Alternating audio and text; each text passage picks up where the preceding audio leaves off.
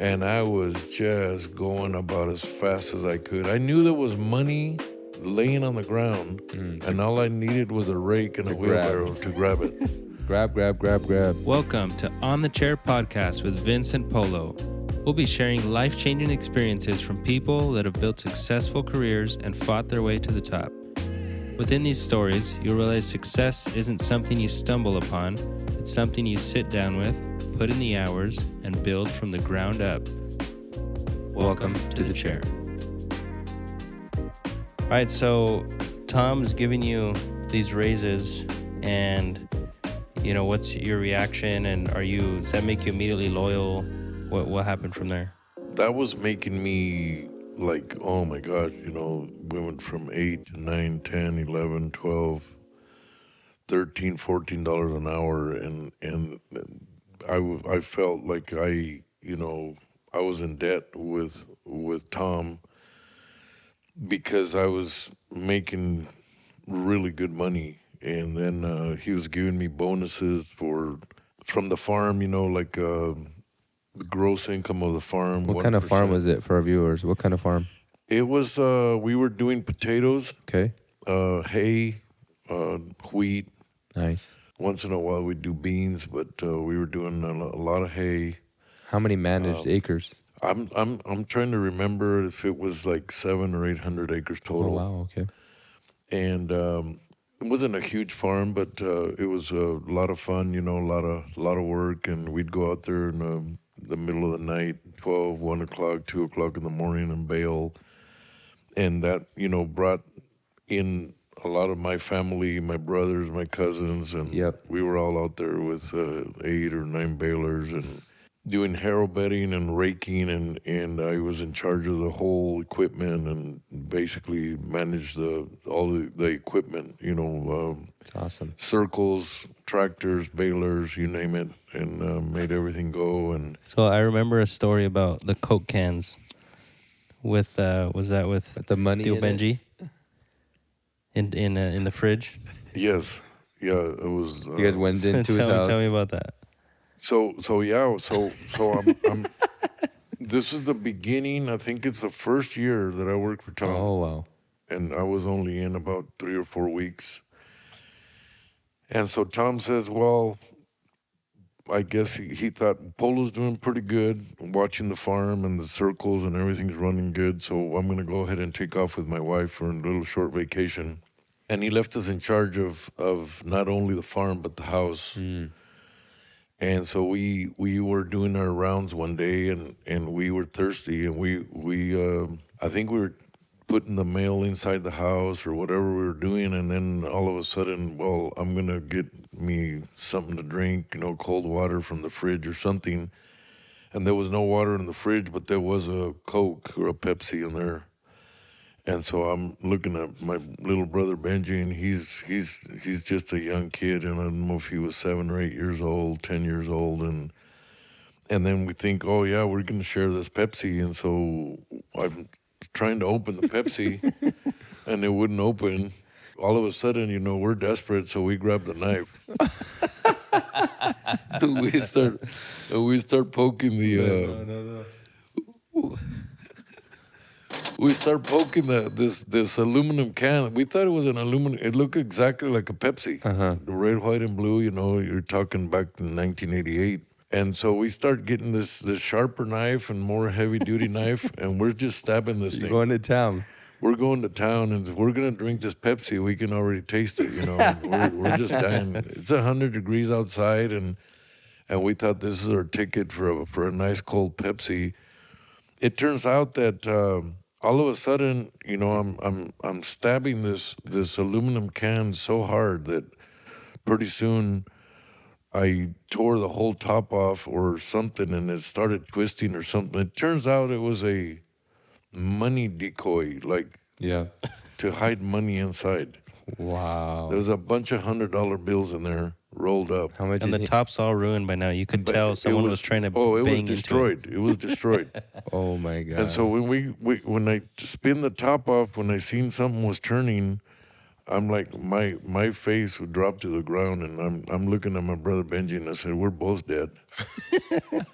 not just me, but we're both of us. We're Wow. gonna either Job lost. we're gonna lose our job, and we're gonna probably go to jail or something here. And Probably like anyway, $1,000 in there, no? yeah, easy. We were cracking up and crying. We didn't know what to do, and we put it all back. And it's like, what if Tom and Vicky think that there's $100 bill missing? You know, do they even know how much money was in there? Or what if, we didn't take any, but what if they think we took some? Because they're going to see the can all the pieces. Anyway, it was a hilarious deal. That's awesome. Tom, when he came back from the vacation, and I told him, I said, Tom, I got something to tell you. We stabbed your bottle. It's not what it looks like. Yeah, we went ape on because we were thirsty and we wanted. He started cracking up and he goes, "Oh yeah," he goes, "Yeah, don't worry about it. We'll get it fixed. Just don't ever touch my stuff again." But yeah, no, I started taking my brother Ben in there, and I started. He was young, and in the summertime there was no school, of course, and so he didn't have anything to do. And I thought I'd just teach him, about wrenches and everything, the same I do with everybody else, with Polo over here when he was little, and teach him how to, drive trucks and clutch and this and fix lights and electrical problems and everything. And now my brother Ben is a huge entrepreneur, a huge business guy, and very, very successful, very, very smart, intelligent. He invented the lift-em tank thingies, and it's just an incredible story. But Tom, he obviously trusted you a lot, raise after raise after raise. First year there, what did you make? And how many years later, what did you make your last year there? So in 1988, if I remember right, it's been a few moons ago. If I remember right, the first year at $8, I think I made somewhere around $30,000, something like that. Which is a lot of money. I know Angel. I'll never forget Angel Garza. He's a good friend. Best friends, and he would say, "Hey, do you already know that a lot of people are talking about you?" And I'm like, "What's going on?" He goes, "You're just a lucky guy to be working where you work because you're." Right away, within 2 or 3 years, I bought a house in town, and I had my sedan DeVille Cadillac, and I was building up. Started coming up in the financial level, and people could see it, and then he would tell me, goes, "Hey, whatever you do, don't ever quit what you're doing because you're doing very well." We had a little bit of complications with the neighbor farmers because they saw that I was growing financially, and then they had a talk with Tom, apparently, and so my wages went a little bit wacko. Oh. We had to do some adjustments there to keep the neighbors happy because Tom's a real loyal guy. He was loyal to his neighbors and all the people around him, the people that bought hay from him, and McCain's, Lamb Weston, Tater Boy, whoever But it was. you could have avoided that by not telling anyone how much you were making on the raise. No. They could see it. They could see it. They were scratching their head wondering what was going on because Tom gave me a diesel pickup, and Oh, wow. and then I had my Eldorado for my wife at the house, and we had a little caravan that we carried our kids in and like that, and our house had a swimming pool Yeah, in that the was back. That was huge. crazy. Did you don't remember that one, but I heard stories. yeah, it was. We had big old family parties there. It had an in-ground pool and everything, and it used to belong to a doctor in town and all this stuff. And so I'm like, people are just kind of like, what's going on here? And then Tom says, I can't keep giving you raises for your salary, Yeah. your wages, but what if you farm with me? And I can give you an opportunity. You can go borrow some money. And so he went and co-signed for me, and we I think my first crop was the pinto beans, and that went really good. I made 200 or 300% profit on that thing, and Wow. then we started doing crop sharing and investing a percentage of the acres of the hay, percentage of potatoes, and So you became partners? we became partners, but that's where the Oasis was born. And a lot of people ask me, Oasis Farms. what does Oasis mean? Where in the world did you get that name? It's very unique, other than just, Garza Farms or Garza Trucking or whatever. And I called it Oasis Farms and Trucking, and I started buying my one truck, and then Tom sold me his trucks, and then I'm growing potatoes, so I got my LLC going and all that. And Tom helped me set up a lot of that stuff Yeah. with my 401k and my, what's Financial that word? advisor, life Yeah, insurance, and all life that. insurance, financial advising, and I can't even remember the name of the company, but we started doing shares and the whole book of everything lined up, and then that's when we got our first will and our first everything in writing and stamped and notarized and everything in case something happened to me and my wife and all this stuff. And matter of fact, we put on there on the paperwork that Melody was going to stay with this guy and Connie with this guy, and like that. We had 5 kids, and by that time, I sent little Polo with Tio Angel, and he ended up, being his Like padrinos and madrinas, right? Godfather. Godfathers, godmothers, yep. And so the last year, 1998, we cruised right through the 10-year span from 30,000 or 20-some thousand the first year. The 1998, I made over $1 million working. In 1998, that season, I made over $1 million with the wages, the trucks, the potatoes, the hay, everything combined. Bonus of the farm. Wow. Bonus of the farm, the whole deal, gross income, and then of course you take the expenses out of there. But that was a lot of money, that was scary money because What year was that, you said? 1998.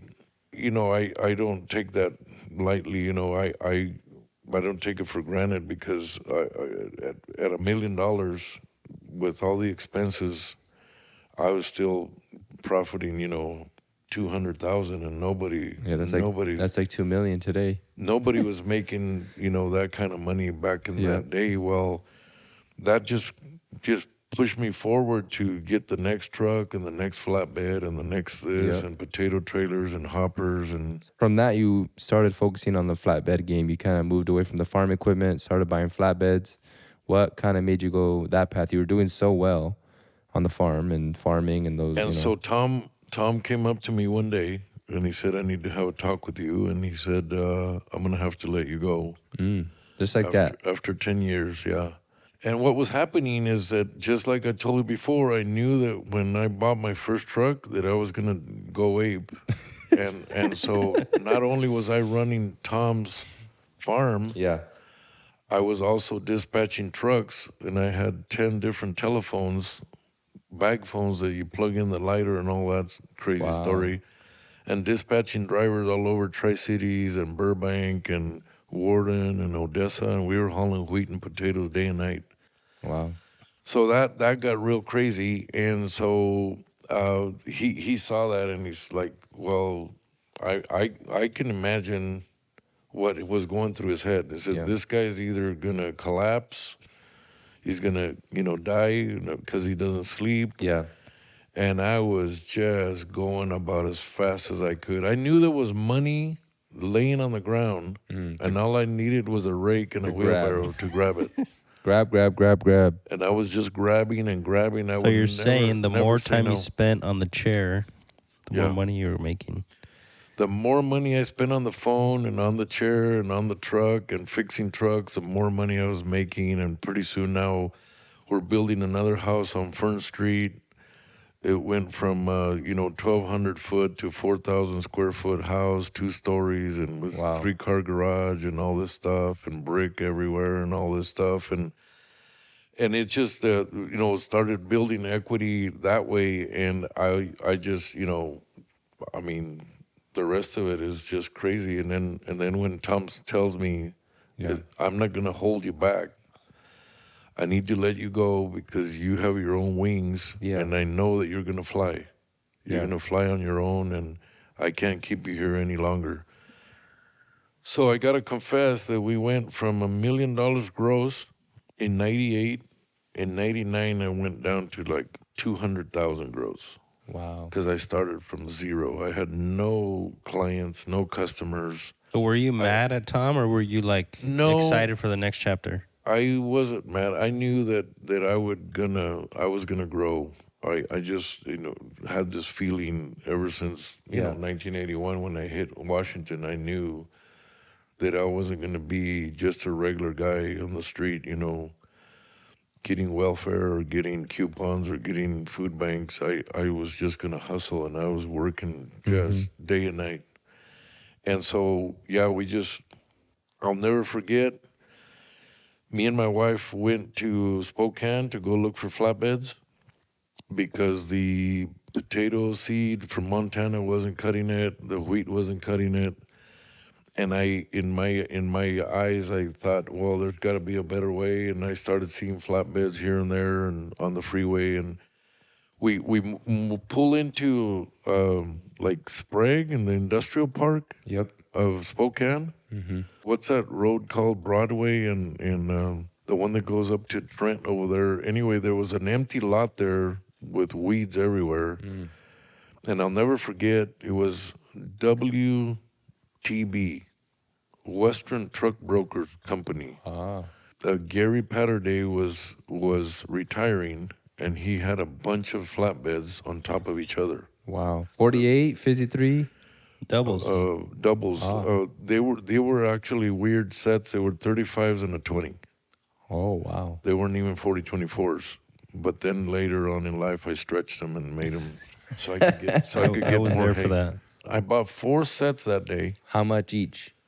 $5,000 Oh, per my set. God. Were you guys shopping for trailers, or you were I doing was- something else? I was kind of going out looking for customers, and all of a sudden we took a wrong turn and we ended up at this lot. And then I saw the flatbeds, and I went and knocked on the guy's door, and he happened to be there. And I said, "Are those flatbeds for sale?" He said, "Yeah." And I said, "How much are you asking?" And he goes, "How much you give me?" And then I didn't, really have a lot of money, and I was scared to say a number, and I just kept quiet. And about 5 minutes of silence, and all of a sudden the guy long says, time. "How about $5,000 a set?" And so I made a check for 20 grand in Just cash. Yeah. cash. Yeah. Wow. I made him a check for 20,000, and that was the beginning of my chapter right there with flatbed. Wow. So you were purely an ag, and was it because you heard of people hauling hay and you had some hay customers? Not really. I knew that Bob Boersma had some hay and other guys. Can't remember their names anymore because it's been 30 years. There was a guy out of Prosser that Christensen and other guys that were brokering hay. Later on, I met Rod Garner, and Central Premix was one of my first customers. Bless their heart, because they opened the door for me, and then pretty soon we started getting better and better and more professional at flatbedding. And the next thing I'm hauling for Vaughan, I'm hauling for JD Lumber up there in Priest Lake. And then next thing I know, I'm going in with Riley Creek, which is now Warehouser. IFG, Idaho Forest Group. Idaho Forest Group and all those guys. And then pretty soon I'm hauling potlatch out of Exit 7 there on the freeway. So it felt like you discovered a new niche to trucking because you were doing ag only. You had never done anything besides agriculture. I'll never forget the day that I landed a load from Lane Mountain to Othello in 1998. And somebody hired me to take a load of sand, which is now Clearwater Supply. And I took my mom with me on that load Oh, wow. as a sightseeing deal. We went the back way through Davenport, and I landed it at Lane Mountain. And it's the first time, and I'm freaking out because I'm seeing all these tote bags and this and that, and just a bunch of white sand everywhere. They load me up. I put a top tarp on it, and I went to Othello, and I made $400. I was on cloud 9. because I thought, man, this is It's like $2 a mile. like $2 a mile, $400, and then I thought, man, if I can put 2 or 3 or 4 trucks, that's $1,600 a day. Mm-hmm. This much a week, a month. I said, man, I could someday, I could hit it pretty good if I keep getting Yep. customers. Well, it wasn't very long where I had 6 or 7 trucks making, 400, 500, 800, 1,000 a day each truck, and that Wow. really took me to the next level Launched you.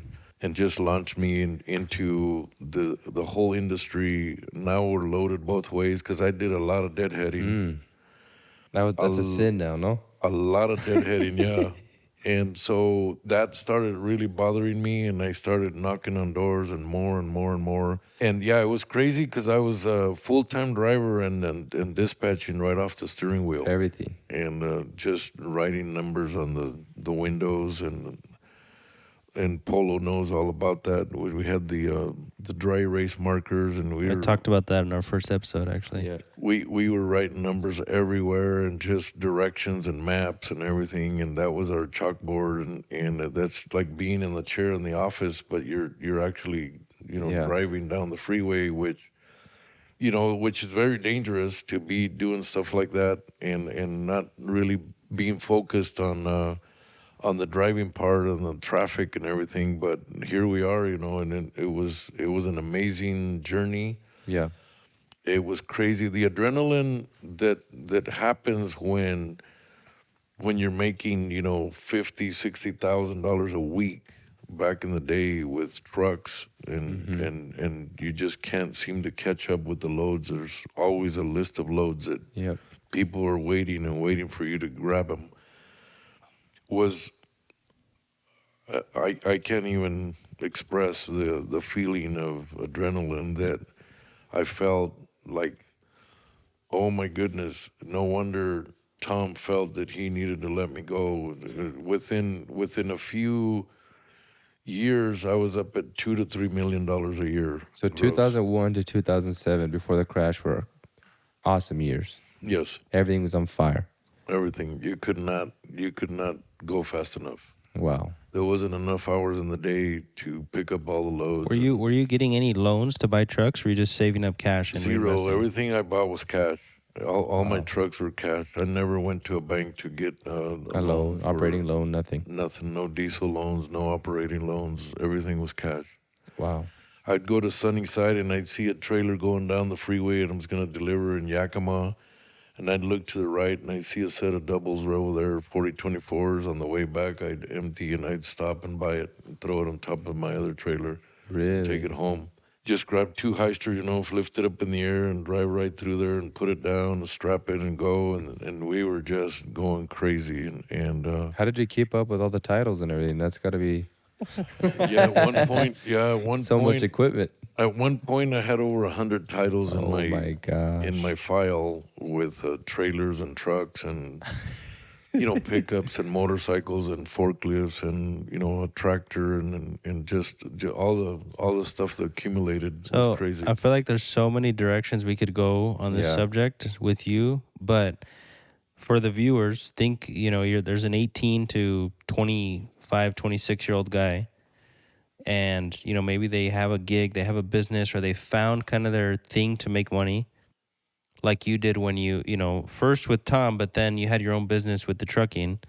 Tell me about the importance of staying locked in and not getting comfortable of like, oh, I have 3 trucks, I'm making $2,000 a day. Let's chill out and go on vacation and start spending money. What's your advice to someone like that they find the way that they're gonna make money, and how do they just keep going? There's a lot of theories about that's been addressed of multiple times in my life. I've had friends, really close friends, tell me, Polo, you're not even enjoying life. You're just turned into a vicious animal, and you live to work, and we work to live. only enough to live. Like we work 8 hours a day, and we go to the park and we hang out And you and were we play working 18 basketball. hours a day. I was working 18 to 20. Wow. And my theory was, okay, $8 an hour. I mean, 8 hours a day is gonna pay your bills. The other 8 hours a day, you can buy equipment or have money saved up for some opportunity that might come up. Another Yeah. truck, another flatbed, another shop, another property, another house. And so it was really crazy. But one thing that I need to touch right now, also that it comes to my mind, is that when you have people working for you, you get fired up.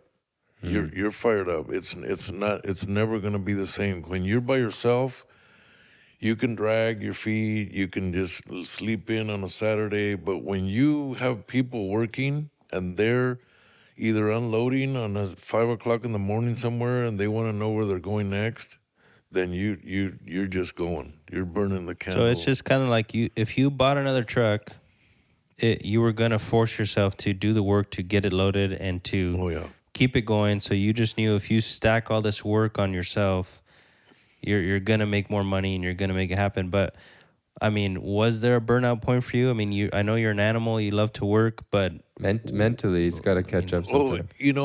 and some people, that's another cool little subject, because some people will stress out with one or two trucks, and your capacity is only this much. Yeah. So 20% stress. Well, there's other people that handle stress differently, and I was one of those guys that the driver would call me. Guess what? I'm in Farewell Bend, Oregon. I just rolled your truck. All 18 wheels are up in the air. I'm like, okay, well, what happened? He goes, well, I guess I took the turn too fast, and I had 14-foot high load with hay, and the whole thing flopped over, and it's total. so other people at that point would say, "Hey, man, maybe I'm growing too fast. Other Maybe I people should would say, I'm back up." done. I'm done. And they would sell their second truck or their third one, and they just keep the Yep. one. And then now all of a sudden they're just locked in for wages, for just to live. Yep. And my theory was, if I'm good at something, I'm going to multiply it over and over and over again. McDonald's, how many is there? Over 1 billion served. They're good at what they do. They sell hamburgers. Yep. They make 50 cents, on a certain hamburger on a meal, but there's billions of restaurants. So now all of a sudden they're making billions of dollars. I didn't have 1,000 trucks at the time. I only had 8 or 10 trucks, but that seemed to be the number where I kind of stopped and I could Yeah. handle it. And found be your number. Self-contained. Yeah. Where I'm in the dispatcher, my wife's the accountant, I'm the mechanic, I'm a driver, I'm the AC guy, the painter guy, the body guy, the tire guy. So why didn't you get to 20, 25, 30 trucks, you think? I was a little bit of scared, and I Okay. wanted to micromanage, this many trucks, and so without hiring and Manager, stuff like that. managers and dispatchers and all this stuff, that was a number that You could was control and pretty- handle. Yeah. So that's a level that we kind of talked with Wally. Wally has had a dental office and moved to 2. We were telling him that, most entrepreneurs, they get stuck at a certain level. And there's a common, Grant Cardone talks about it a lot. Like, if you're in a service business, like $1 to $3 million gross sales, that's kind of the number that there's not a lot of people that get past that. Yeah. And then the next one is 50 million. And it's hard to get past that, right? When you learn how to scale from the 1 to 3 to the 50. But I mean, I guess we could say, how do you feel today in this business Oasis that you created? And what was the shift to go from the $1 to $3 million range to the $40 to $50 million range? I'm just really fortunate and blessed that my son, at a very young age, I started training him, and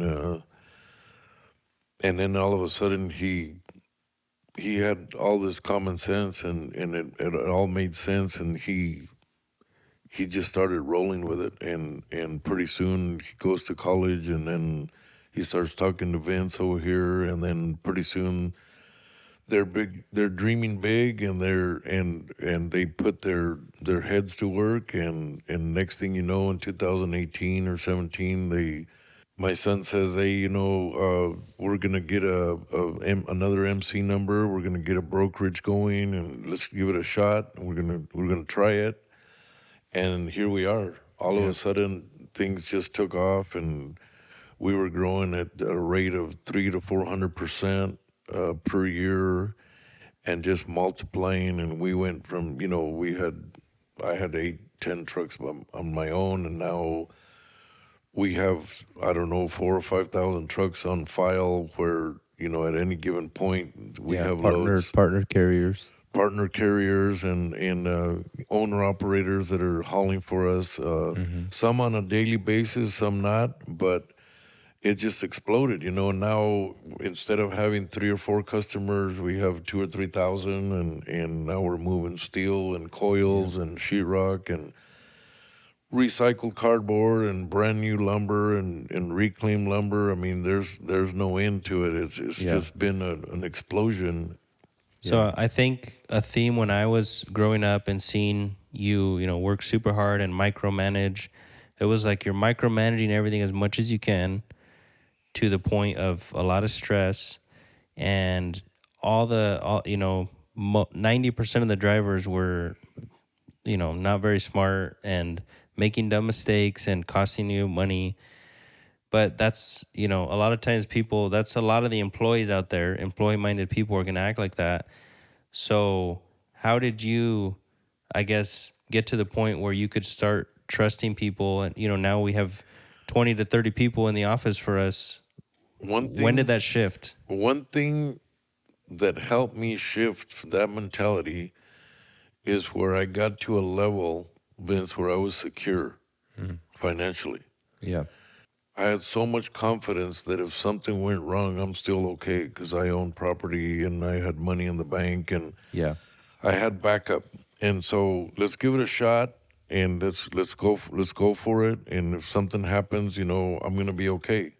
Because why? Because I had 100 titles in my file, and I could sell a truck and eat for 2 or 3 months, and then I could sell a trailer and eat and feed my family and like that. Yeah. To get to that level, a lot of people take a lot of risk. Well, that's not my story. I know that it works to go out and borrow money and start a business and pay a bunch of interest on your money, and you're paying 10%, 14% interest, but you're making 30% return. So there it is. It makes sense. Yeah. For me, it was never about that. It was about, I have 100,000. I'm gonna go buy 2 more trucks. I have 50,000. I'm gonna buy 2 You more always trailers. reinvested back into your business. I always reinvested, and I always You're had moving the at a safe pace because you were scared of losing and, everything on one deal. And so I was trying to play it very safe but very aggressive at the same time. So what about that crash of 2008? How did that really affect your business? The crash of 2008, I had some good customers that started paying some really good fuel surcharge. And believe it or not, some of the loads that were $1,000 went up to $1,500 from McFarland Cascade to Airway Heights. Before the crash? During the crash. Oh, wow.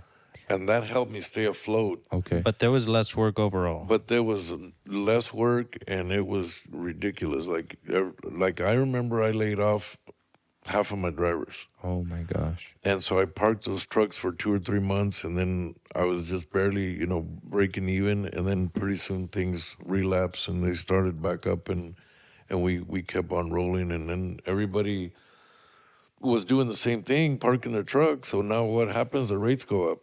And up because they needed to move their freight. Yep. And so there you go. We made it through that cycle. Yeah. Explain a little bit about when we sat down in 2017 with Vince at Cousin's Restaurant in Pasco, and what was that conversation like? What I want to hear from your perspective, because we know our perspective. Yeah. What were you seeing? There's 2 young kids. You knew Vince since he was born. I'm not sure if this is gonna fly very good, but the Hispanic people, guys, Yeah. the Mexican people, Hispanic people, have a really hard time delegating other people and trusting that Yep. that it's going to grow. I agree. And you think, oh man, I'm going to get ripped off. I'm going to lose. Just like people think that they're not going to buy a second truck because who's going to drive it? Well, some driver from Marketplace or eBay or Yeah. or Google or Yeah. what's the other one? Craigslist. Craigslist, yeah. You put an ad on Craigslist and all of a sudden some guy that you have no idea who he is running your $100,000-$200,000 piece of equipment, and he's gonna either ruin it. So then it's the same thing. It's a process where all of a sudden I'm saying, hey, I'm secure. I've got nothing to lose. Vince wants to talk. I don't know how this is going to go because we're going to have to train him. And I've been doing this for 15 or 20 years at that point, whatever. And I'm still learning. So can you imagine Vince? He's not going to know anything because he's never drove a truck. You already know the story. I know you want to laugh right now. I know trucks, you know bat and ball. Yeah, I told Vince, I said, all you know is how to hit the ball, Vince, and how to catch out there with a glove and stuff. And he was a real good baseball player, athlete. And his dad and his mom were chasing him around all over the state of Washington and Oregon and doing the leagues and everything. And while we were over there learning flatbeds and Yeah. learning how to run trucks and how to fix trucks, well, I mean, it was crazy because at that point, We had like 4 meetings we had to beg. yeah, it was kind of a begging session, and then I figured, hey, you know what? These guys, they know each other, they like each other, they got the same blood going through their veins, and Yeah. I said something good's got to come out of this, and I saw this literally, Vince, when I saw how determined you were and how you were like solid, like give me a chance. I want to work with Little Polo and with you. And I just said, hey man, I, I couldn't You couldn't, even, yeah. I couldn't stop it anymore. I mean, and here we are, Yep. now you're going on your 8th year, Ninth Ninth year. year.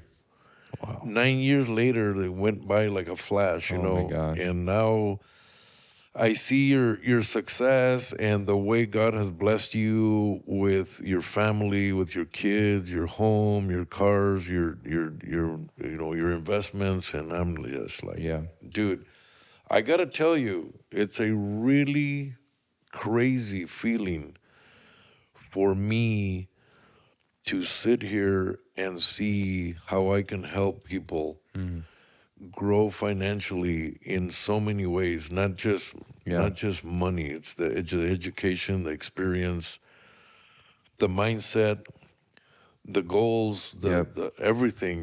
To be able to transmit this to you guys, and then Yep. you guys transmit it to your other cousin or your other friend is just an absolute crazy. I think it kind of opened up your eyes that there's people out there that could really take your business to another level or help you grow, Yeah. where you don't have to do anything anymore. You can kind of just let them fly, let them go, and let increase and let some more sales kind of come in and level up. The thing that we need to understand as Hispanics, as business guys, entrepreneurs, is that if you want to grow, don't ever think that you're going to grow by yourself.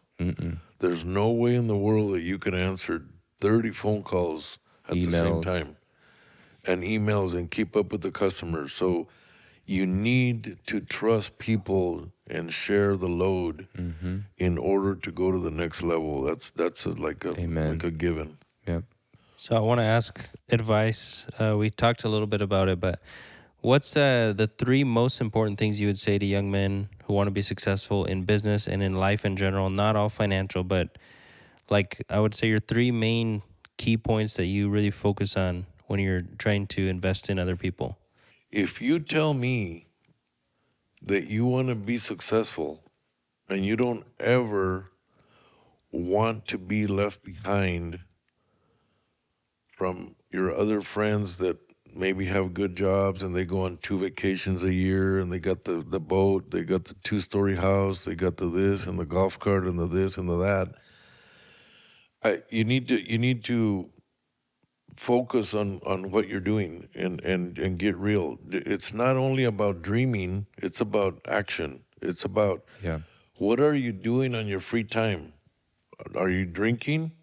If you drink, you're going to get a DUI one of these days. And guess what the DUI is going to do? It's going to mess you up bad because now you're going to have financial responsibilities. You might go to jail. They might take your license. You might this. And now you can't hold your job because somebody's got to take you to work and bring you back. And then it just down. Maybe you're going to get a divorce because you're an alcoholic. So all I'm saying is that you might, if you don't have control and full discipline, it might take you 25 or 50 years to get to the top, or it might take you 5, depending on how much discipline you have with your lifestyle. If you're focused and you don't drink and you serve God and you got your life straightened out and you're in love with your wife and she's in love with you and you're in love with your kids and you're just happy all over the place. Yeah. Hey, I'm sorry, but you got one way to go, and that's up. Yeah. Just up and up and up. And so if you're trying to figure out, I was one of those kids that when I got to Othello, I would go to Fern Street, Vince, and I saw, I don't even know if I should say names. I saw the guy that ran Harvest Fresh that lived right there. Yeah. I saw, the doctors that lived right there. I saw the lawyers. I saw the big farmers. And I'm like, I didn't know who they were at the time. Yeah. I was riding my cousin Richard's bicycle, pedal bike through the neighborhood, and I would look to the left and say, what in the world do these guys do for a living to have these houses? Yeah. And I'd look over here and go, what the world? How did he afford that swimming pool? And look at that brand new pickup, and look at the brand new Escalade, and look at this. Yeah. And pretty soon, I thought, hey, well, I'm not gonna ask what they're doing. I'm gonna go see what they're doing and how they live and what's going on here. There's got to be a way. Yep.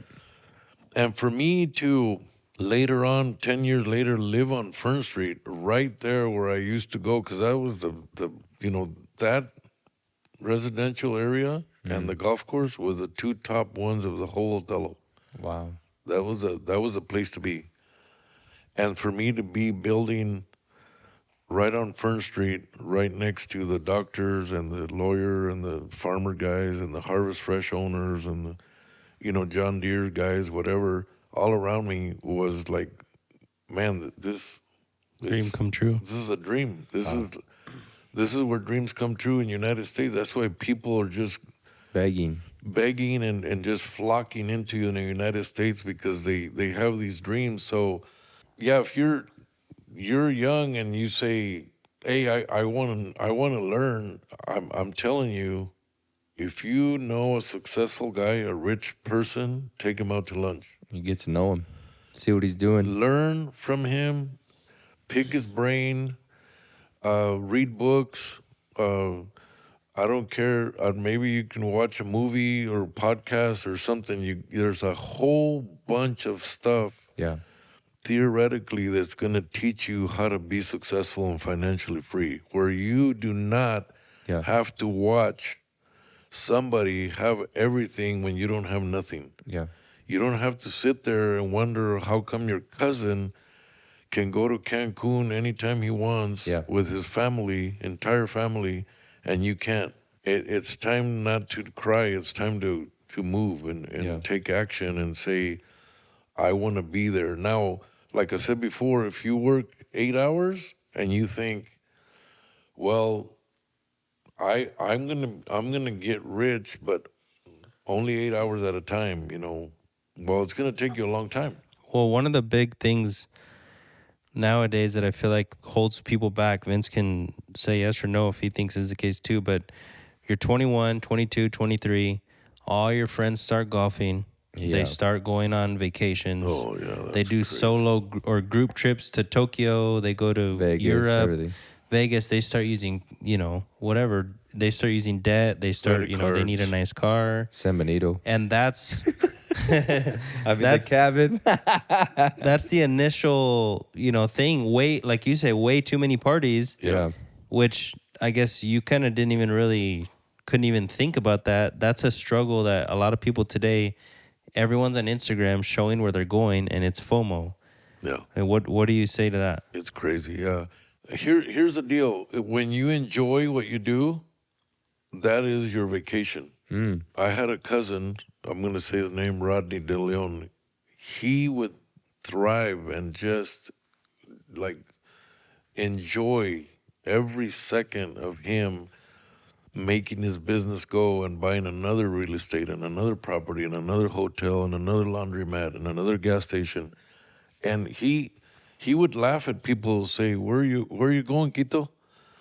Oh, I'm going to go golfing. Oh, Quito. He says, no, man. Yeah, you guys are all wrong. You're supposed to like be working and buying another piece of real estate, not golfing or boating or goofing around.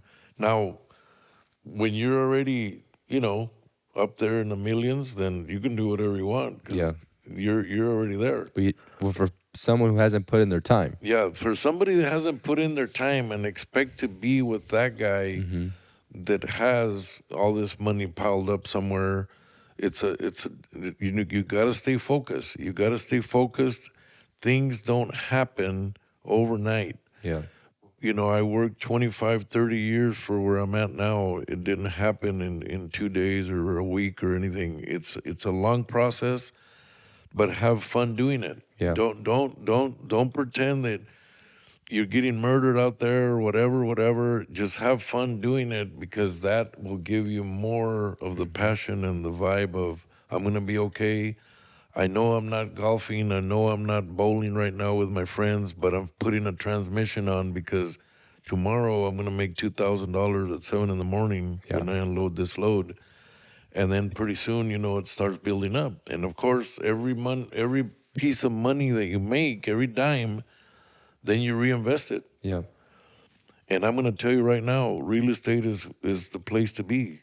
Real estate, trucking, I mean, God help us, it's a big, huge liability. Nobody really wants to be in that kind of danger, where anything can happen on the highway and you might not come home, whatever. You're either going to hit somebody or somebody's going to hit you, or you're going to slide off the road on black ice. It's a very risky investment, for sure. very risky, lots of liability. Now, but it's fast cash. Oh, yeah. 100% ROI.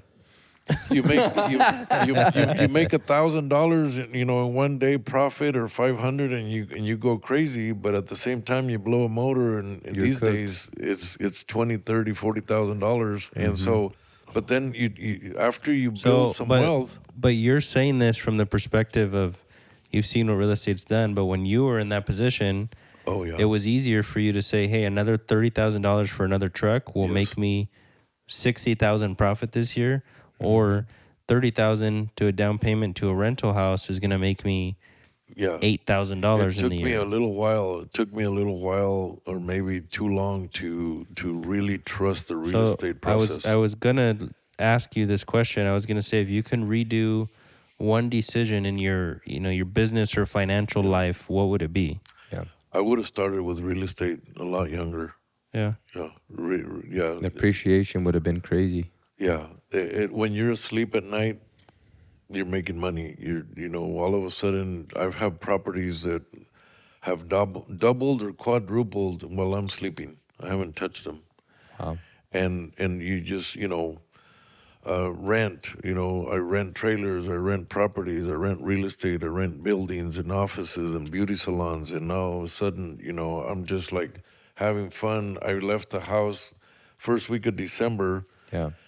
And I haven't got any phone calls of anything. Everything's just working and rolling, and you're just like, thank God that He gave us wisdom to, allow us to do this, and now we get to share the fruits with other people and just have a blast with our grandkids and the kids and everybody. Going back to Polo's question on the success, wanted to three things. How important do you think giving and kind of having an open heart and tithing and that sort of thing, how has that played a role into your success and your growth and in your faith in Christ?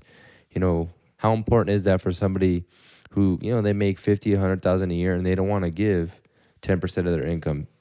Tell me why they should. Tell them why it's important. So when we were very, very young, my mom put that, as part of the rules of the house or growing up, like you have to give 10%.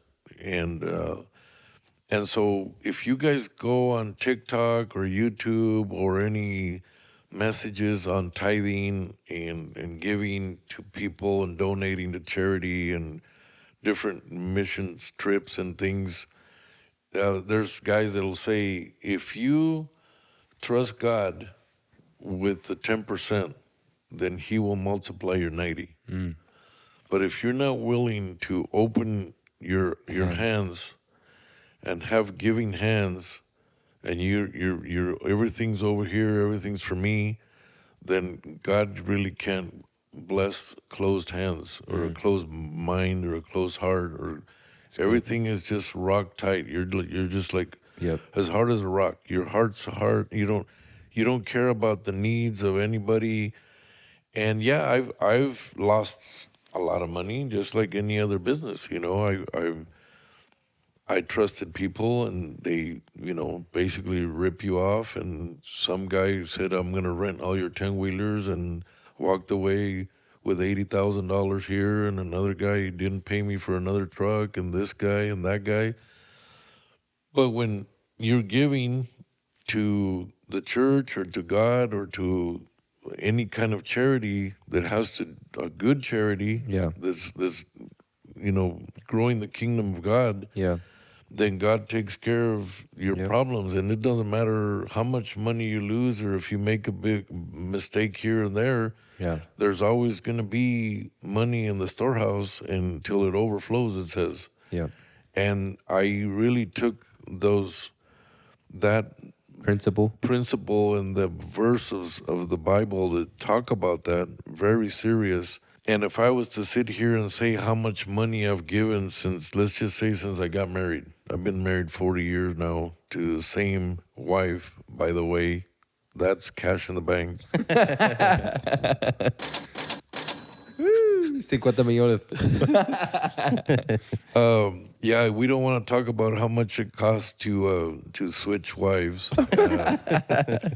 And so that's a big plus right there, that God will always turn things around. And I can talk about experiences where I'm over there in Mexico having a blast and putting on races and building racetracks and watching the kids smile and have a blast, and all of a sudden a real estate deal comes through that I didn't even think that would happen or whatever. And all of a sudden, a few years later, that same real estate deal is worth 3 or 4 or 5 times the money. And I was too busy over there, helping Canaan or helping the town or just having fun with kids and building things and the community, participating and all this stuff. And over here, God's saying, oh, really? Oh, by the way, 14 years of ministry and music with Fortress. Yep. Now I feel like God was making this big old list and saying, well, you don't even know what's going to happen to you because you gave all your youth. And I remember my wife was pregnant with Connie and she didn't have any maternity clothes. We were poor and we were getting $7 a day from the band. Wow. And I would have relatives tell me that I was the dumbest guy in the world, that you're not going to get anywhere like this, and you should be embarrassed, and you should be ashamed of yourself for not taking care of your family and your wife and your little girls and this and that. But, I had this burning desire to minister, and I was writing songs, and some of you guys already know the type of music that we play and we had a lot of fans at the time or whatever, and we were just having a blast. We got to play in the biggest prisons in the United States: Salt Lake City, Boise State Prison. Wow. Tracy, California had 3,200 inmates. Wow. Chicago State Prison broke out in a riot when we did Just a Prayer Away. Just a Prayer Away, I'll never forget that. And I mean, we were like little zombies working for God. We had no idea, basically. Little zombies. That's a good one. We had no idea. I didn't know where that one was going. Oh my God. We had no idea where we were headed. You were with just this. following wherever was next. Marching on. And God now has blessed all these guys that have we gave our youth, the younger years, and So you really ministry. feel God blessed that time, where you were struggling So and just tithings, ministry, talent. I remember there was the years that we didn't go to Mexico, Vince. Guess where I was. I got laid off for 2 or 3 months because it's wintertime and it's freezing cold. There's nothing to do at the farm. I was going to church every day, being a handyman and fixing doors and windows and bathrooms that were leaking, and plumbing and painting wow. and fixing, building shelves for the guitars in the back room over there on Cedar Road. Yeah. We were hanging speakers over here. Let's try this over here. We got to improve this, improve that, and making a window for the sound room, just working all the time. And I'd turn around the next year, and this is a really kind of a crazy story, but I mean, I still feel blessed. But every year since 81, I've had increase until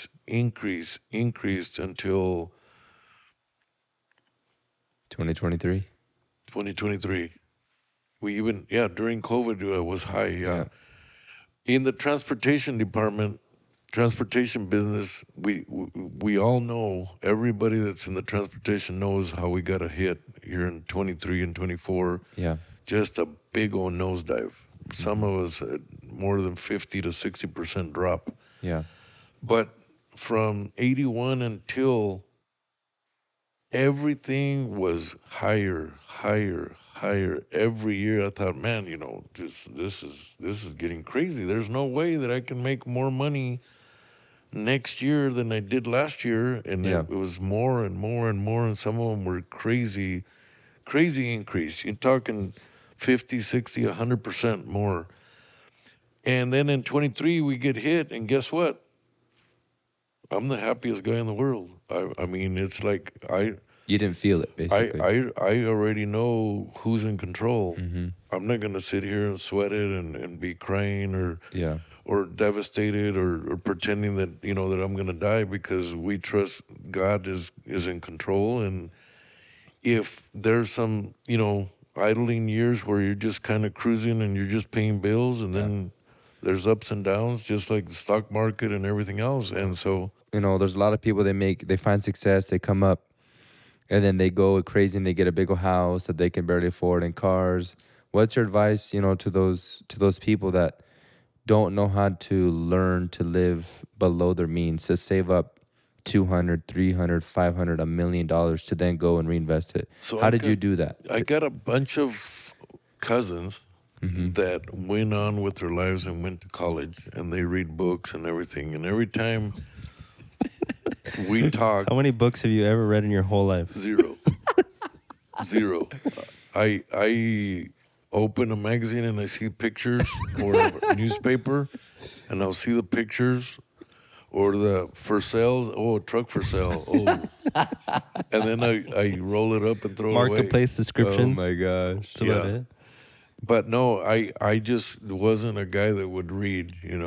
It's a really funny, a lot of funny stories about when we used to read the Bible. Yeah.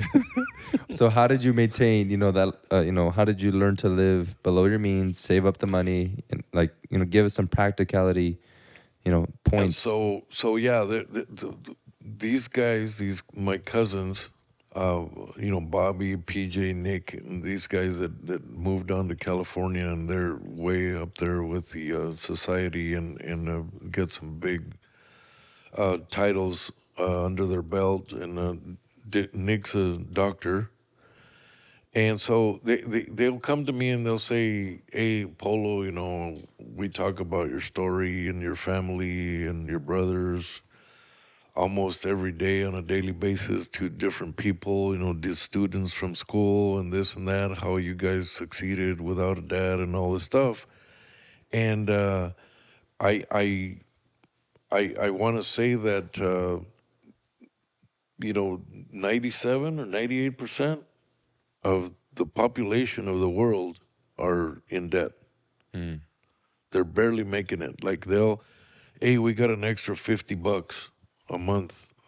Instead of putting it away, let's get a 100-inch TV, and let's get this, and let's get more, leather couches. Let's get another golf cart. Let's get another four-wheeler. And they don't seem to be putting money away for the rainy day or to reinvest. And it's all about right now. Mm-hmm.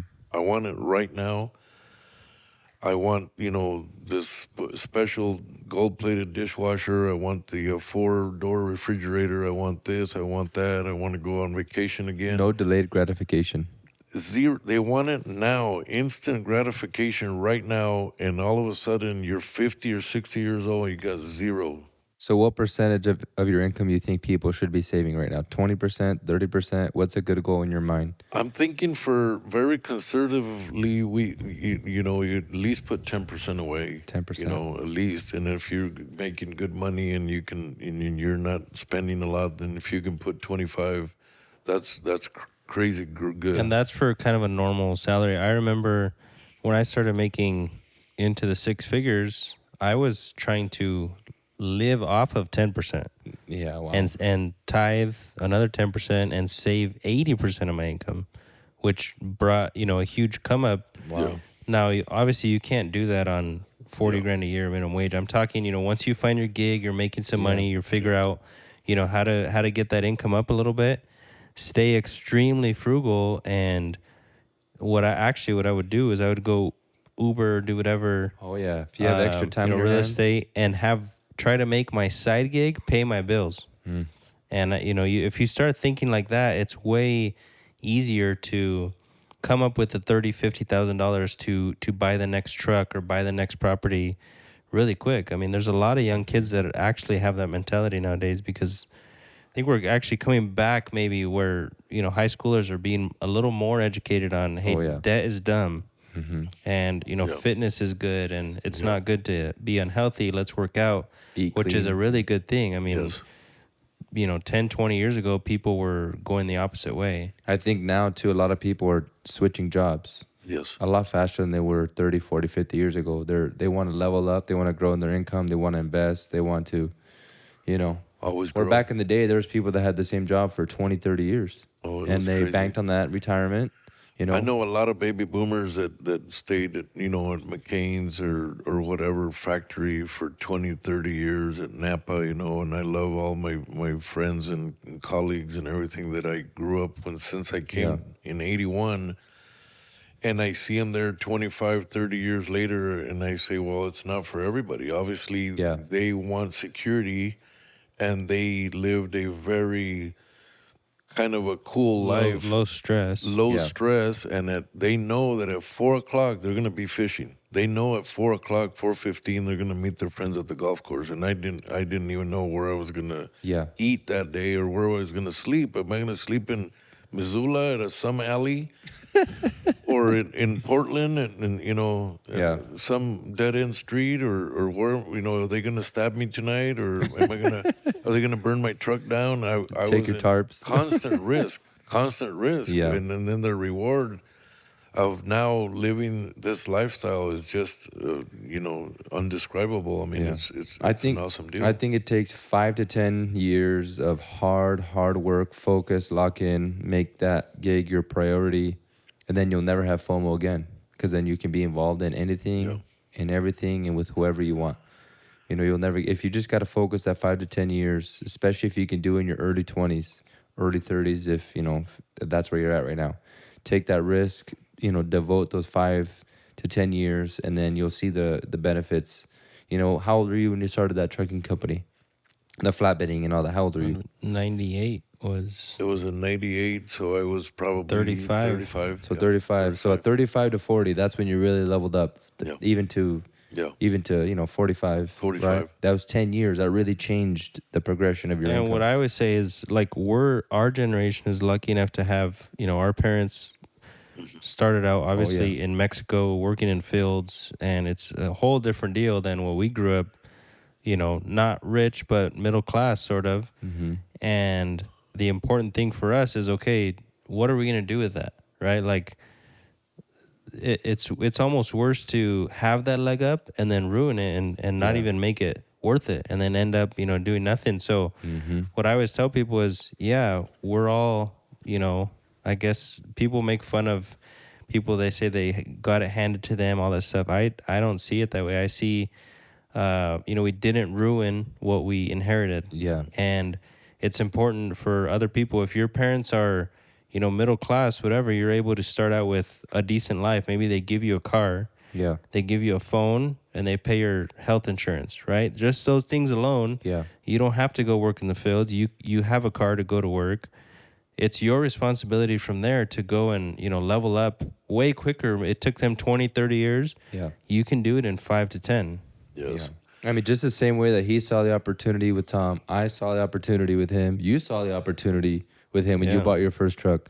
Yeah, it's your dad, but you're not thinking, oh, hey, it's my dad. He needs to give me something. You saw, hey, he has a business. How can I, what can I do to invest in that, or invest in the business that he has, and start earning income right away? If it wasn't your dad, it would have been somebody else, because that's how you are. If it wasn't, with you and me, I would have found it with somebody else. It's in the person, in their mind, right? And just how they work. So how old were you? I didn't ask this. When you kind of really felt that you were an entrepreneur? At what age? I think I was 13 or 14, because at that point I saw exactly what my dad was doing and why he was doing it. And then when he passed away, I was already, running the machinery, the heavy equipment, and I knew what it was to level stuff and to do the transit, to do a highway or a reservoir, and how to hold water and all this stuff. So I right away, when we were in the band, guess who was the technician and fixing wires and the amps and soldering, and who was the mechanic fixing the van when in the middle of the road and whatever. And so You were a solution. You were a fixer. yeah, you just have it in you that everything around you, you need to learn about it. You need to know how to make things go. And so that's always been a thrill to see something broke down, and then 2 or 3 hours later it's going down the road because you fixed it. Because your hands have so much power, to create things and fix things and fabricate things that I never knew that I could do. And the business does that. Talking about the kids, how sometimes they'll say, well, mom and dad are going to take care of me. Yeah. And now they're 30 years old, and they're, mom and dad will take care of me. Some are 40 now these days. Or some get married young, and then they're asking mom and dad, hey, can you pay my electricity? Yeah. Can you buy me a car? I'll pay you back. Can you co-sign for me? And I'm going to tell you guys right now that I am so blessed as a dad that I have never, ever have that phone call coming in saying, Dad, can you please pay my electric bill, or can you please help me? I can't go to Mexico, and you need to help me. You can loan me $5,000. Yeah. And it's such an awesome feeling to know that your kids have been wise and intelligent and enough to carry themselves through the daily activities and experiences of life that sometimes you just get handed a bunch of lemons, and you're just like, what am I going to do now? We used to spend a lot of time, Vince, talking as a family. and it wasn't small talk. It was huge. It was deep. Every It was Sunday, huge.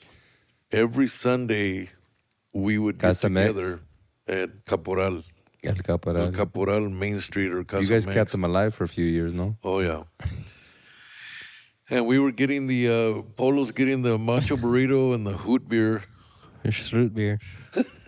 and we would have these crazy talks right there about our family plans and the business and the trucks and how we did this week, and we were doing comparison reports, and Yeah. just like Austin does the sheets and Yeah. says, hey, you're going up or down, whatever. And I feel like that is some of the best training or college Yeah. education that you can give to your kids. If you're a parent and you're not sitting your kids down and having deep conversations Yeah. on the table, everybody put their there was no cell phones back when my Oh, yeah. kids, were growing up. And so that helped a lot. But grab a basket, throw all the phones in the basket, Turn off the put them Wi-Fi. away, turn off the Wi-Fi, whatever, and say we're gonna have a talk at least once a week. How old how old are the kids? You How can- old do they need to be, you think? I mean, Papon, I talked to Papon, Wow. My son. Mr. Bear, Polo number 4. I talked to him like he's already 16 years old. And Wow. you're a witness to that. You're a What, witness to that. what was he telling you today? Today he was telling me, let's see, which part of the story? No, he's always coming up with different things. He talks about interest rates a lot. He loves everything. He was helping me take the razor apart today with the drill, with the socket, and we were fixing the belt and the clutch and all that. And then he throws in conversations like, hey, Pampa, did you see me the way I turned that one corner with my remote control? and do you think that I can be an F1 driver pretty soon? Wow. And then I said, well, I think here when you're 7, I did tell him this part right here. This one I remember clearly. I said, when you're 7, we're going to take you to Horn Rapids and we're going to put you on a go-kart. Ooh. They go 70 miles an hour. And maybe, train him for if he likes that and to see where he wants to head. Yeah. Not that, and we know what can happen, Vince, with those kind of careers, like Yeah. baseball. Yeah. Did you ever make a penny playing baseball? It paid for my college, so kind of. And then there's other guys that think, Yeah. this is going to be my bread and butter. And then all of a sudden, there's so much talent out there Yeah, it's that hard. you don't make it. Yeah. So baseball, basketball, football, F1 It's driver. cool, but don't pour your whole life into Yeah. it. Yeah, don't, you better get yourself a Well, good day there's job. there's people that their kids are Yeah. 10th in the roster Yeah. or on the bench. Yeah. And they're spending money on credit cards to go on the travel baseball teams, and Oh, yeah. and they think, hey, I'm there for my kid. I'm watching him play, which, in a way, yeah. But you're really doing a disservice to your kid Yeah. by, number one, going into debt Yeah. for this. Number two, you're maybe making him think that They're he's stepping- kind of wasting a lot of time You're on stepping on toes now. on a skill that is not unless he's top of his class. phenom. Obviously, if you're a phenom, yeah, you go and you pursue that. But But if you know that at a young age. Yeah. You know that by 15, that's another 14. actually big epidemic of people is just those kids in sports. Well, what happens is the parents live through the kids. Yeah. And they want to see them be successful because they didn't have the opportunity or the chance to do that. And so they force. So let's just back up a little bit. Let's just say that Polo over here was going to the shop with me, which he was, and that all of a sudden he had this passion for welding. And then all of a sudden, instead of being a dispatcher or entrepreneur or anything like that, he was welding at a shop somewhere right now, making 40, 50,000 a year. And then you think a lot of people I think have welders asked me, make a lot of money nowadays. not really. I mean, you better if you weld in the sea underneath, Yeah. There's some crazy pipeline jobs and stuff. But there's a lot of welders that are building beautiful gates and doors and windows and stuff like that for Yeah. gardens and everything. They're making 40, 50,000, maybe less a year. Well, some people ask me, a lot of people have asked me, what in the world did you do to your son to be the way he is? Mm-hmm. Like, what happened? What exactly did you feed him? I fed him cereal with a fork, With A lot of fork cosmic and water. brownies. and then he would grab the cereal, and then the milk would stay there, and then he would pass it to Vonnie, and then she would pour more. Bonnie, her favorite meal. And then we saved a lot of money because we used to recycle the same milk for the 5 kids, and that Yeah. through the years you make another extra 5,000. The thing is that you start Yeah. learning Yeah. how to generate the money, and then you start learning where is your time the most valuable. Yep. Is it patching a tire? Is it painting a house? Is it doing your lawn instead of maybe fixing your paperwork and oh geez, I gotta check Yeah. my bills to make sure I didn't get double whammied on a motor Yeah. or a The transmission. next or meeting whatever. with investors, everything. Yeah. The next client, the next meeting, let's go out and look at a piece of real estate. You see what I mean? And Yeah. all of a sudden, your time is worth thousands and thousands of dollars per hour because you're at the right spot at the right time. Maybe you went golfing and you landed a huge client, Yeah. $1 million client, because you golfed with him for a little bit. Well, all those things that you can do, Yeah. I feel like God is directly involved because He'll put you there at the right place at the right time to meet that guy Yep. that's going to give you the next 500 loads Mm-hmm. or the next, gig or the next property, whatever. And Yeah. so when you line yourself up with godly things and godly thoughts and you staying clean and out of trouble, and you're not looking for the next woman and you desire your neighbor, your neighbor's wife or this or that. Yeah. The Bible talks about all that. And if you follow all the commandments, you got nothing, nowhere else to go but success, pure success. Yeah. You're locked in. You're locked in and hang on to your hat because in the Bible it says that I will bless you until your storehouse will overflow. Mm. And a lot of people don't understand the word overflow. Like, I mean, I've never seen overflow. Well, I mean, there's, I want to say that I'm one of those guys that have experienced overflow of And what blessings that is, yeah. in a lot of ways. Your kids, your grandkids, your everything, financially, spiritually, whatever. You're just having a good time. Yesterday we had a blast, talking and with Angel and the family, and everywhere we go, we just meet awesome people, man. The network is just huge. Yeah. Well, I think if we want to keep talking a little more, this is probably a 2-episode series already. It's going to be split up, so we can go a little bit more into some finances and some business while we're sitting here. So I'm really proud that you guys get to experience the lifestyle that you're experiencing at age 30. You're not 31 yet. About to be 31, yep. Yep.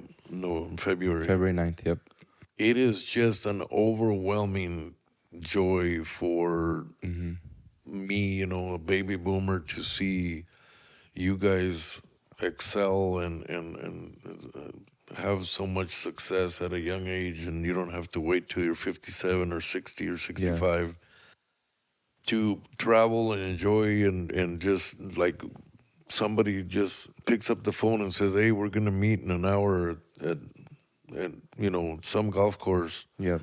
It is just an awesome thing that you guys have got in the game early, Yeah, very early. and that God Sacrificed, has given you the wisdom. And I'm not saying that you guys haven't made mistakes, because when a risk is a risk. It could be a motor, it could be a piece of property that didn't sell or didn't multiply the way you thought, or Bitcoin or whatever, stock market, and we can say all kinds of stories. But in your case, I feel that God has really, really prospered and has really opened his hand and to bless your guys' family, your generation. And it's just a really awesome thing, man, for me to see this. Yeah. Thank you. Thank you.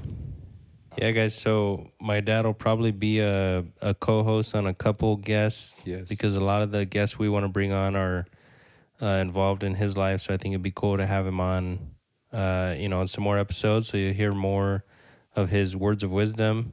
Yep. White hair words of wisdom. And yeah, thank you for watching. Check them out on Facebook, Instagram, LinkedIn. Oh, where are you at right now? Like, what do you like to promote? Where I'm at right now is I'm so like full of joy, and that God has allowed me to be at this point of my life where I retired at 57 years old and handed the business to basically these guys right here. My son, and then of course, Vince has been the top sales guy for our business for several years now in a row. And he just keeps on pumping out and just pushing and pushing. And I know he gives a lot of fire to our team and a lot of excitement and brings in a lot of good vibe to the team.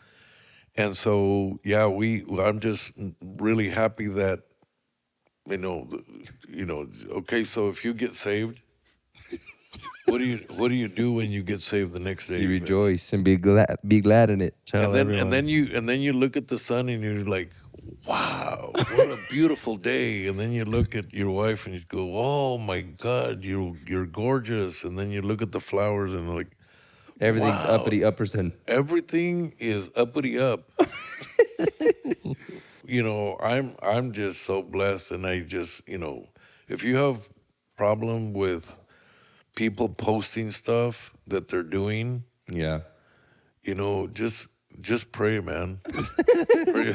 Pray about it, because It's an internal issue if you have a problem. One of these days, You're trying to say that you have a lot of haters? Some we have some, I mean, there's a little bit of everything in the world, and I've had people saying, hey, nobody cares about, your stuff and your airplane and this and the helicopter and nobody cares about your pontoon boat and about your cabin. Well, talk about maybe an instance where you've really inspired Nobody someone cares or about something. your RV that you travel. Why do you post so much stuff? Knock it off and all this stuff. And I'm like, hey, dude, just delete me, Block me. block me, because I'm just blessed, and I'm just having a great old time out here, thanking God every day for every single millimeter of my life. Yeah, millimeter. It's a great mindset right there. And so it says in the Bible, it says, if you don't speak and you don't thank God and you don't share testimonies and lifestyles and what God is doing in your life, the rocks are going to speak. I would really hate for rocks to start talking. What verse is that? It's in there. The rock, that even the rocks will declare his name. Yeah. Yeah, it's in there. Yeah, it's in there. But you don't want the rocks to talk because you're and good. there's another verse. And there's another verse. Check this out. And then try to I'll hold. check it. Try to hold your laughter till the end. Your applause. Hold your applause. There's another verse that says, me conviene publicar las bendiciones que Dios nos ha otorgado, nos ha dado. And so, did you get saved? Well, did you testify about it? Did you get a new job? Did you thank God about it? Oh, you got a new house? Back in the day when we used to buy houses, there used to be a big deal. The pastor would come over and we'd do open house, and we would thank God, and we would anoint the front door and pray over the house. Oh my God, he knows. I'd buy a truck, and the pastor, the first one, before the first load, the pastor would come over and anoint the tires and the motor and the wheels and the whole deal, and now here we are. Yep. 30 years later. I mean, is that witchcraft, Vince? What is that? No. What is it? Explain to me what that is. Blessing, praying protection over your assets and your where you're gonna live, and like if you're a machine, you're a machine. Your brain is a machine. Your arms, everything functions. Sad to admit, but yeah. And then, why would you pray for yourself but not your piece of equipment? Yeah. Like you pray over your computer, your semi, your house. You know, God protect my house. I Yeah. don't want it to burn down. Yeah. Protect my refrigerator. For crying out loud, it costs $2,000. That Yeah. that could buy me some gas for going to Mexico, whatever. So everything is about Yeah. conservation and about multiplying. Yeah. Covering under God. The anointing and the covering of God over your every asset of your life. Yeah. Your kid. Okay, what happens if little Vince gets hurt? Yeah.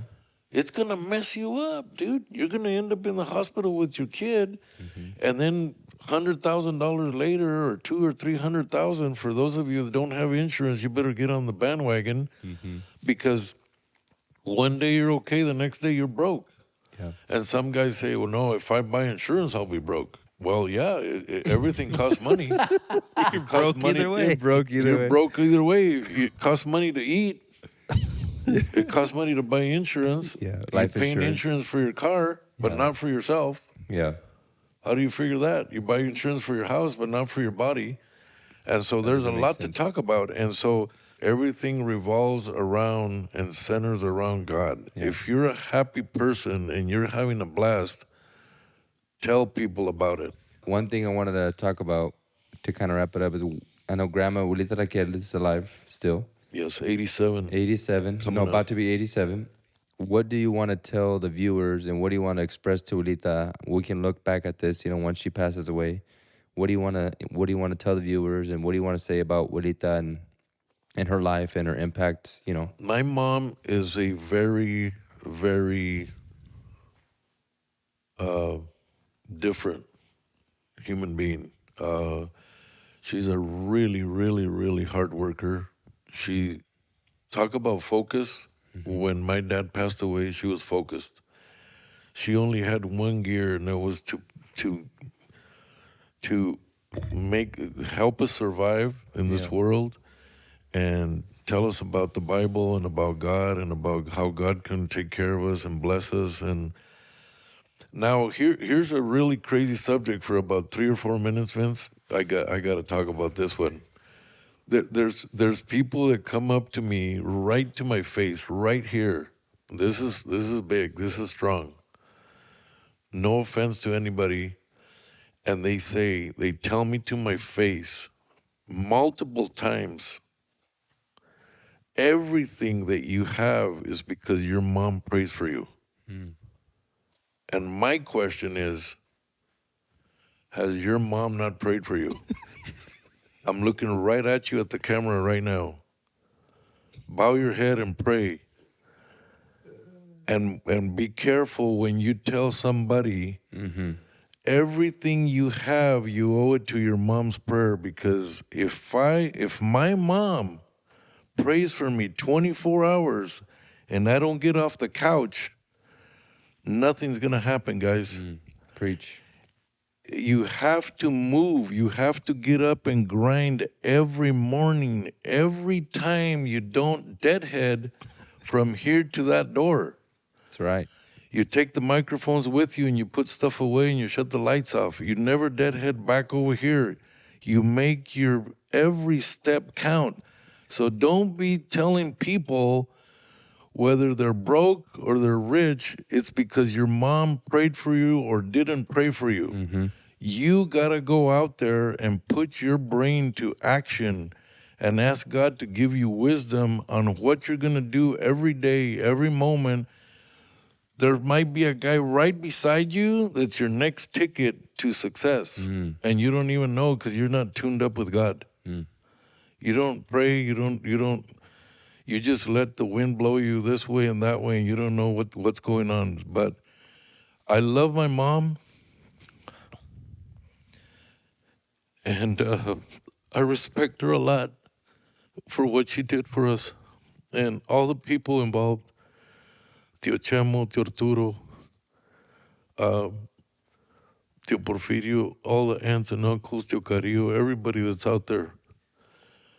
But I'm telling you that there's so much to do out there. There's so much improvement to do in our lives, spiritually, financially, with your family. If you don't talk to one of your siblings, you better fix it.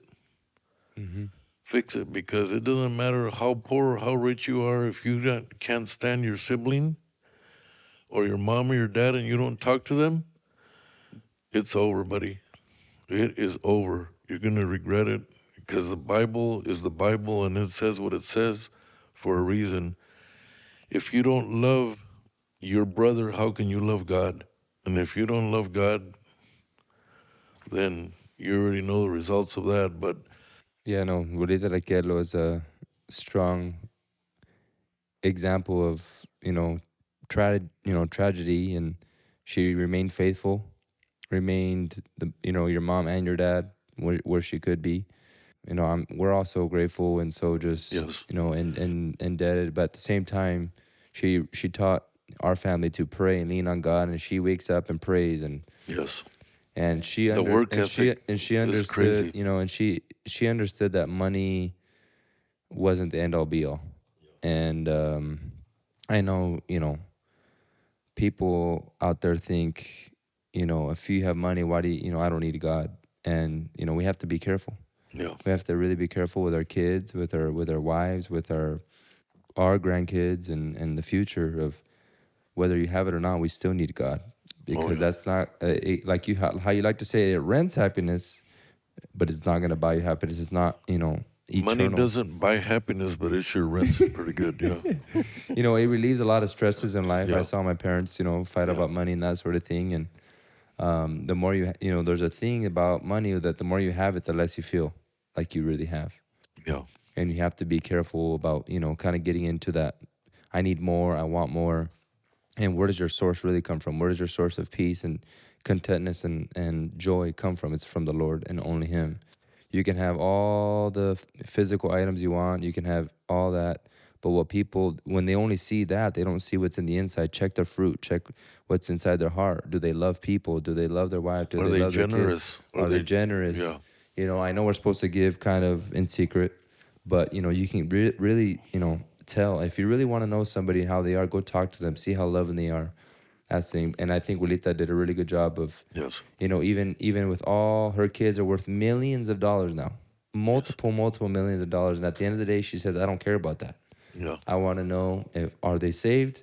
Do they have a relationship with God? Are they going to church? And she still yeah, gives us some crap about not going to church at San Benito. That's just how she is, because yeah, she understands what it does when we're not connected, when we don't fellowship, when we're yeah, not in tune with the vine and with the Lord. yeah, And when she passes, it's our turn. It's mine and Polo's yeah, job, and Ray's, and Ryan and RJ and Ben and all of our cousins and our girl cousins. It's yeah, our job, and my sisters and everybody. Our job to continue that, yes, and our job to say we're gonna get on our knees at 5 in the morning or 6 in the morning, big job. and pray for our kids and pray for our lives and our marriage, because things are hard, Yeah, things are tough. There are going to be trials, there are going to be tribulations, and we have a great example in Lolita to do the hard work and get on our knees and say, God, here it is, it's yeah. yours. Give us wisdom and guide us, and that's what she did so well. And I'm really proud to be her grandson for sure. So, Mom, if you ever get a chance to watch this video, we love you and we respect you, and we just thank God for your life and Hmm. your all the counseling and support and the work ethic that you put in our way in our lives. I'll never forget the when you would pick us up at school, Luricaga and Hiawatha and in whatever school, and take us to the onion fields and work till the dark so we can see no more. And you're just on fire. Your spirit, your character, the way you treat people. You've helped and motivated so many people Hmm. in your 86, 87 years of your life, and there's a lot of people that love you and will never forget your words of kindness that you've shared. And your motivation and all the stuff that you've done for so many people around in a lot of places. And so God bless everybody. And this has been a beautiful, great night for us, and to be able to share some of the stuff that God has done and our experiences of our lives has been just It's great. been amazing. And we're just getting, I feel like it's just, you know, Yeah. the tip of the iceberg, like you always like to say. Yeah. And scratching the surface, actually, is what you like to say. But thanks We're for, just you know, thank barely- you, Tio Polo, for coming on. And, you know, there's a lot of memories to be made still, and we're happy. And it's a, you know, it's a joy to be here in Chandler, Arizona, and Polo's beautiful home. And we're excited for the future of this podcast and just get to meet new people, share their stories like you did today. And every single person has a lesson for all of us, you know. And if I'm there's excited. somebody that wants to share your experience, your life story, and you haven't had a chance to write a book, well, then start right here. You can do a podcast, and we'd like to open the door for whoever wants to share Yep. with the public. And I'm not sure how many different people in all kinds of places are going to be able to see these broadcasts or this podcast. But yeah, we're excited and what God's going to do. If you're a young person and you're looking for your mentor, maybe you're looking for, you know, my dad had his Tom, I have my dad. Maybe you're looking for that person in your life. Feel free to reach out. Oh yeah, Polo Garza Yes. on Instagram. We'll Messenger, link him below, Facebook. and you know, invite him out for coffee, and he'll go Oh, yeah, share his he'll story love with it. anyone and share his time. amen to that. Yeah, we've been doing that for several years now, and it's been a great deal. Saludos a los empresarios de Tri-Cities. Empresarios Hispanos de Tri-Cities. There's a whole group that we get together over there, and we'll share this podcast with you guys also. And blessings to everybody. Happy New Year to all the people that I haven't said Happy New Year yet. And we're excited for 2026. What do you think, It's gonna Vince? be a big year. Big year. Rock solid. Rock solid. Off to a great start.